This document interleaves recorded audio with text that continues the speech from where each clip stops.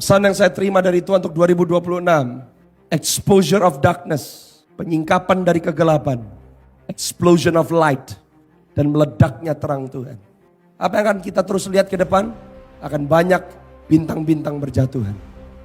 Tuhan lagi bersihin rumahnya.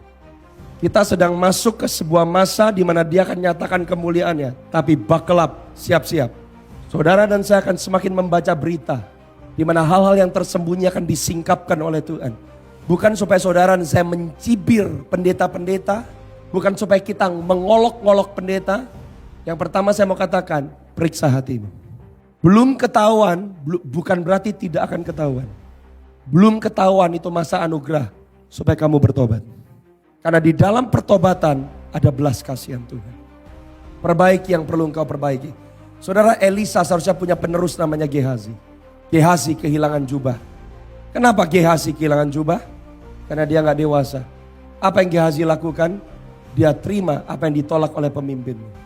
Kenapa saya katakan kita harus jadi ahli waris yang benar. Kalau kamu dan saya tidak jadi ahli waris yang benar, kita gak bisa mewarisi. Di dalam pelayanan Elisa ada tahta, ada uang, ada popularitas, ada pengaruh. The moment Gehazi lihat uang dan hatinya belum menang sama uang, langsung jatuh. Anak dewasa, bedanya dengan anak kecil bukan berarti Anda gak terima warisan, gak terima harta, gak lihat apa yang papanya miliki. No, tapi perubahan pendewasaan itu terjadi di internal kita.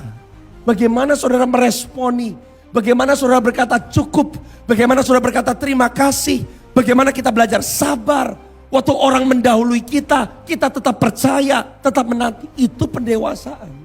Jangan sampai seperti Gehazi. Gak beres di urusan uang. Tikung sana, tikung sini. Dia kehilangan destiny. Dan Tuhan berkata bahwa aku sedang mengembalikan pondok Daud yang telah runtuh. Apa sih pondok Daud? Di mana setiap orang punya akses kepada tahta Tuhan yang maha tinggi. Saya mau kasih tahu.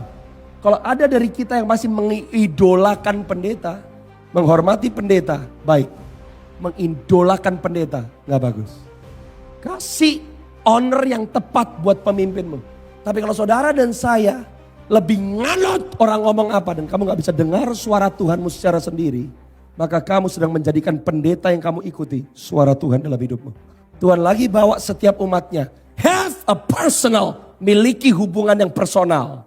Hubungan yang hidup, hubungan yang interaktif. Dengan siapa? Dengan Tuhan secara langsung. Sebab Tuhan akan mendirikan kembali pondok Daud. Dan waktu Tuhan sedang mendirikan pondok Daud, apa yang terjadi? Karakter direstorasikan. Setiap dinding yang runtuh, setiap dinding yang pecah, setiap dinding yang roboh akan dibangun kembali oleh Tuhan. Saya percaya inilah yang namanya semakin intim saudara dan saya dengan Tuhan, semakin karakter kita disempurnakan dengan Kristus. Apa sih yang menjadi manifestasi karakter Kristus? Saudara penuh dengan yang namanya kasih. Banyak orang sekarang karena teologi, tapi Anda sikat sana, sikat sini, pemimpin sendiri Anda bisa labrak, kamu ngomongnya gak sopan. Hey, walk in the spirit of Christ.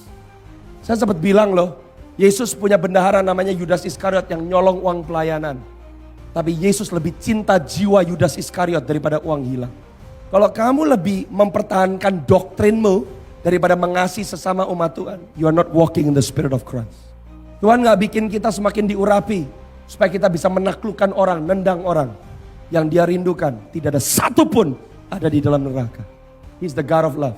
Kenapa Tuhan izinkan hamba-hamba Tuhan yang dahsyat memiliki lubang-lubang dalam hidup mereka? Bukan karena Tuhan kompromi. Tuhan mau menyatakan kepada kita, seberapa dahsyat diurapinya engkau tetap manusia yang membutuhkan aku tinggal di dalam engkau. Titik. Walk in love. Hidup di dalam kasih.